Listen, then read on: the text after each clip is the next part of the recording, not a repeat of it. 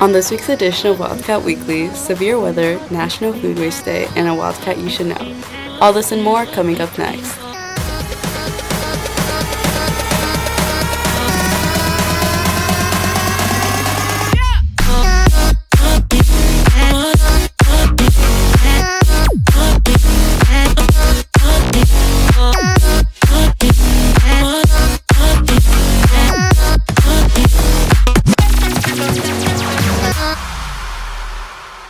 Hi, and welcome to this week's edition of Wildcat Weekly.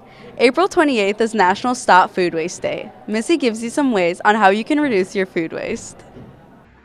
Each day in the United States, approximately 1 pound of food per person is wasted. People tend to gravitate towards foods that are convenient and cheap for them without considering the environmental impacts. It's so cheap, you don't care if you waste it. Like that's part of it's just $1. It's a convenient little package. It's like a plastic throwaway. You just, I'm fine, throw it out. So it's like to have that intentful purpose. All right, if I'm not going to eat it, can I compost it? Can I store it for leftover? Can I do something with it later? Because the whole thing comes into one big cycle. There are a lot of local and online resources and ways outside of composting that members of our community use to help reduce their food waste. It's called like the Illinois Food Scrap Coalition, I believe, and they do community food waste collections. They have a whole list on their website of locations where you can drop off food waste and they will compost it for you. I think that's a really good resource because it helps give some of that food that would otherwise go into a landfill back to farmers that can actually use it. Another thing that contributes to the problem of food waste is people like conformity in their food. So when you go to the grocery store, you don't see tomatoes that are misshapen, but in nature, those things are super common. Next time you go to the grocery store, consider buying some ugly produce. And for Wildcat Weekly, I'm Missy Rambasoon. With buses being the main mode of transportation for most students, NICO has come up with a new way to track the buses to ensure the safety of the students. Ria gives you the details. Many students at NICO ride the bus every day. Due to this, the district has developed a new bus tracking app so that you know where your bus is at all times.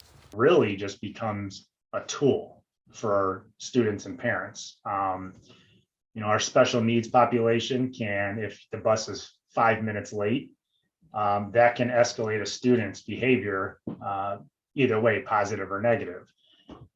But if you can show them, hey, the bus is arriving, and the student can get used to seeing when the bus is arriving, that can help calm some of those behaviors or table some of those behaviors. So your bus at 5 minutes before your planned start time or your stop time. But if you're out there and it's late, or if it's raining, you can see it before it gets to your stop if it's running on time. And if it's running on time, go out there and follow our normal procedures.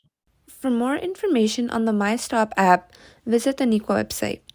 And for Wildcat Weekly, I'm Ria Cervanci.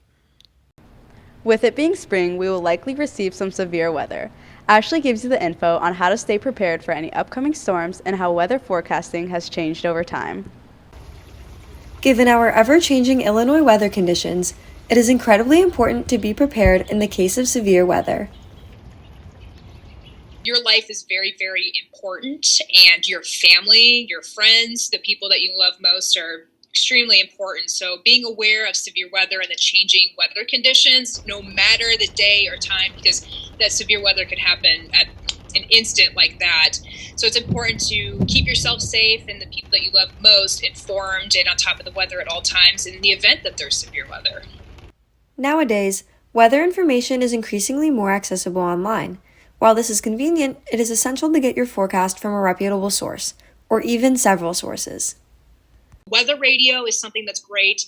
Weather apps are awesome. And I always say that you want to find a trusted local television station. And the reason why I say that is because, here at CBS, we have a team of meteorologists where I am actually sitting down forecasting the weather and updating the data that you see on that app.